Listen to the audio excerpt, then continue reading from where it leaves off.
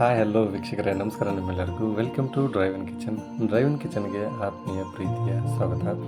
ತುಂಬ ದಿನ ಆದಮೇಲೆ ವೀಡಿಯೋನ ಹಾಕ್ತಾಯಿದ್ದೀನಿ. ಬನ್ನಿ ಹೇಗಿದ್ರೆ ಇವತ್ತಿನ ಸ್ಪೆಷಲ್ ರೆಸಿಪಿ ಏನು ಅಂತ ನೋಡ್ಕೊಂಡು ಬನ್ನ. ವೀಕ್ಷಕರೇ, ಕಾಬೂಲ್ ಕಡಲೆ ಹಾಗೂ ಒಂದು ದಾಳಿಂಬೆ ಇದ್ದರೆ ಸಾಕಾಗುತ್ತೆ. ಸ್ವಲ್ಪ ಒಗ್ಗರಣೆನ ಮಾಡಿಕೊಂಡು ಈ ಥರ ಒಂದು ಸಾರಿ ಈ ರೆಸಿಪಿನ ಮಾಡಿಕೊಂಡು ಟೇಸ್ಟ್ ಮಾಡಿರಿ. ತುಂಬ ಚೆನ್ನಾಗಿರುತ್ತೆ. ನೋಡೋದಕ್ಕೆ ಎಷ್ಟು ಚೆನ್ನಾಗಿ ಕಾಣಿಸ್ತಾ ಇದೆ. ಖಂಡಿತವಾಗ್ಲೂ ಇದರ ರುಚಿ ಕೂಡ ಅಷ್ಟೇ ಚೆನ್ನಾಗಿರುತ್ತೆ, ಸಾಫ್ಟ್ ಆಗಿರುತ್ತೆ. ವೀಕ್ಷಕರೇ, ಒಂದ್ಸರಿ ತಿಂದು ಟೇಸ್ಟ್ ಮಾಡಿ. ಬನ್ನಿ ಹಾಗಿದ್ರೆ ಈ ರೆಸಿಪಿನ ಮಾಡೋದಕ್ಕೆ ಬೇಕಾಗಿರುವ ಸಾಮಗ್ರಿಗಳು ಏನಂತ ನೋಡ್ಕೊಂಡು ಬರೋಣ. ಹಾಗೆ ಇದೇ ಮೊದಲೇ ಸಾರಿ ಏನಾದರೂ ಡ್ರೈವ್ ಇನ್ ಕಿಚನ್ಗೆ ಭೇಟಿ ನೀಡಿದರೆ ದಯವಿಟ್ಟು ಸಬ್ಸ್ಕ್ರೈಬ್ ಆಗಿ. ಮೊದಲನೇದಾಗಿ ಖಾರದ ಅನುಗುಣವಾಗಿ ಸ್ವಲ್ಪ ಹಸಿಮೆಣಸಿನಕಾಯಿನ ತೊಗೊಂಡಿದ್ದೀನಿ. ಹಾಗೆ ಸ್ವಲ್ಪ ಕರಿಬೇವಿನ ಎಲೆಗಳು ಇಷ್ಟ ಆದರೆ ಸಾಕಾಗುತ್ತೆ. ಒಂದು ಈರುಳ್ಳಿನ ಈ ಥರ ಚಿಕ್ಕ ಚಿಕ್ಕದಾಗಿ ಕಟ್ ಮಾಡಿ ಇಟ್ಕೊಂಡಿದ್ದೀನಿ. ಹಾಗೆ ಅದರ ಜೊತೆ ಒಂದು ಅರ್ಧ ಆಗೋಷ್ಟು ಅಥವಾ ಒಂದು ಪೂರನೇ ನೀವು ದಾಳಿಂಬೆನ ಈ ಥರ ಬಿಡಿಸ್ಕೊಂಡು ಇಟ್ಕೊಂಡಿದ್ರೆ ಸಾಕಾಗುತ್ತೆ.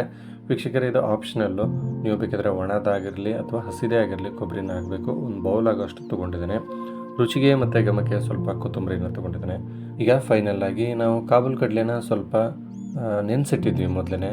ಆಮೇಲೆ ಸ್ವಲ್ಪ ನೀರಲ್ಲಿ ಎಣ್ಣೆ ಮತ್ತು ಅರಿಶಿಣ ಪುಡಿನ ಹಾಕಿ ಈ ಥರ ಒಂದು 2 ಅಥವಾ 3 ಕುದಿಯಾಗೋಷ್ಟು ಬೇಯಿಸ್ಕೊಂಡ್ರೆ ಸಾಕಾಗುತ್ತೆ, ಚೆನ್ನಾಗಿರುತ್ತೆ. ನೋಡಿ, ಈಗ ಬೇಯಿಸ್ಕೊಂಡು ಒಂದು ಬೌಲಲ್ಲಿ ಇಟ್ಕೊಂಡಿದ್ದೀನಿ. ಈಗ ಒಗ್ಗರಣೆ ಕೊಡೋದಕ್ಕೆ ವೀಕ್ಷಕರೇ ಒಂದು ಪ್ಯಾನಿಗೆ 3 ರಿಂದ 4 ಟೇಬಲ್ ಸ್ಪೂನ್ ಆಗೋಷ್ಟು ಎಣ್ಣೆನ ಹಾಕ್ಕೊಳ್ತಾ ಇದ್ದೀನಿ. ಎಣ್ಣೆ ಚೆನ್ನಾಗಿ ಕಾದಾದಮೇಲೆ ಸಾಸಿವೆ ಕಾಳು ಹಾಗೆ ಸ್ವಲ್ಪ ಜೀರಿಗೆ ಹಾಕ್ಕೊಳ್ತಾ ಇದ್ದೀನಿ ಅದೇ ಪ್ರಮಾಣದಲ್ಲೇ. ನೋಡಿ, ಸಾಸಿವೆ ಜೀರಿಗೆ ಚಟ್ಪಟ್ ಅಂತ ಸಿಡಿದಾದ್ಮೇಲೆ ಹಸಿಮೆಣಸಿನ್ಕಾಯಿನ ಹಾಕ್ಕೊಳ್ತಾ ಇದ್ದೀನಿ. ಹಸಿಮೆಣಸಿನ್ಕಾಯಿ ಅದರ ಜೊತೆ ಸ್ವಲ್ಪ ಕರಿಬೇವಿನ ಎಲೆಗಳು ತೊಗೊಂಡಿದ್ದೆ, ಅದು ಕೂಡ ಆ್ಯಡ್ ಮಾಡ್ಕೊಂಡಿದ್ದೀನಿ.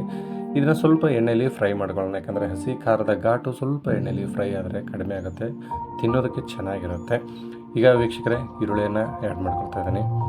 ಈರುಳ್ಳಿಯನ್ನು ಅಷ್ಟೇ ನೀವು ಕಂದು ಬಣ್ಣ ಬರೋವರೆಗೂ ಮಾತ್ರ ಫ್ರೈ ಮಾಡಿದ್ರೆ ಸಾಕಾಗುತ್ತೆ. ಅತಿ ಓವರ್ ಆದರೆ ಬೇಡ, ಚೆನ್ನಾಗಿರಲ್ಲ. ಹಾಗೆಯೇ ಈಗ ಫೈನಲಾಗಿ ನಾನು ಕೊಕೊನಟ್ ತೊಗೊಂಡಿದ್ದೆ. ಇದು ಹಸಿ ಕೊಬ್ಬರಿನ ವೀಕ್ಷಕರೇ ನಾನು ತೊಗೊಂಡಿರೋದು. ನೀವು ಬೇಕಾದರೆ ಒಣದು ಕೂಡ ಹಾಕ್ಬೋದು.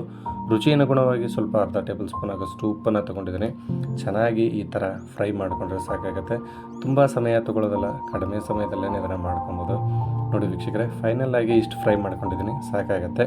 ಈಗ ಬೇಯಿಸ್ಕೊಂಡಿಟ್ಕೊಂಡಿರುವ ಕಾಬೂಲ್ ಕಡಲೆನ ನಾನು ಒಗ್ಗರಣೆಗೆ ಆ್ಯಡ್ ಮಾಡ್ಕೊಳ್ತಾ ಇದ್ದೀನಿ. ನೋಡಿ, ಮೊಳಕೆನೂ ಹೊಡೆದಿದೆ. ನೀವು ಹಾಗಿದ್ರೆ ಹಾಗೇ ಬರೀ ನೆನೆಸ್ಕೊಂಡು ಕುದಿಸ್ಕೊಂಡು ಕೂಡ ಮಾಡ್ಕೋಬೋದು. ಹಾಗೆ ಅದರ ಜೊತೆ ವೀಕ್ಷಕರೇ ನಾನು ದಾಳಿಂಬೆನ ತೊಗೊಂಡಿದ್ದೆ, ಅದನ್ನು ಕೂಡ ಆ್ಯಡ್ ಮಾಡಿಕೊಂಡು ಚೆನ್ನಾಗಿ ಮಿಕ್ಸ್ ಮಾಡ್ಕೊಳ್ತಾ ಇದ್ದೀನಿ. ನೋಡಿ, ನೋಡೋದಕ್ಕೆ ಎಷ್ಟು ಚೆನ್ನಾಗಿ ಕಾಣಿಸುತ್ತೆ ಅಂದರೆ ರುಚಿ ಕೂಡ ಅಷ್ಟೇ ಚೆನ್ನಾಗಿರುತ್ತೆ. ವೀಕ್ಷಕರೇ, ಮಿಸ್ ಮಾಡಿದೆ, ನೀವು ಕೂಡ ಒಂದ್ಸರಿ ಮಾಡ್ಕೊಂಡು ಟೇಸ್ಟ್ ಮಾಡಿ. ನೋಡಿ, ಫೈನಲ್ಲಾಗಿ ಈಗ ಕಾಬೂಲ್ ಕಡಲೆ ಈ ಸ್ನ್ಯಾಕ್ಸು ರೆಡಿ ಆಯಿತು. ಬನ್ನಿ ನಾವೀಗ ಇದನ್ನು ಒಂದು ಬೌಲ್ಗೆ ಸರ್ವ್ ಮಾಡಿಕೊಂಡು ಟೇಸ್ಟ್ ಮಾಡೋಣ, ಹೇಗಿದೆ ಅಂತ ನೋಡೋಣ. ನೋಡಿ, ನೋಡೋದಕ್ಕೆ ಎಷ್ಟು ಸುಂದರವಾಗಿ ಕಾಣಿಸ್ತಿದೆ. ಇದರ ರುಚಿ ಕೂಡ ನಮಗಷ್ಟೇ ಟೇಸ್ಟಿಯಾಗಿರುತ್ತೆ.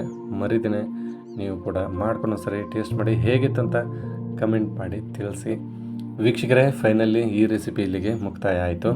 ಇನ್ನು ಈ ವಿಡಿಯೋ ನೋಡಿದ ಪ್ರತಿಯೊಬ್ಬರಿಗೂ ಡ್ರೈವ್ ಇನ್ ಕಿಚನಿಂದ ನನ್ನ ಕಡೆಯಿಂದ ನಿಮಗೆ ಧನ್ಯವಾದ.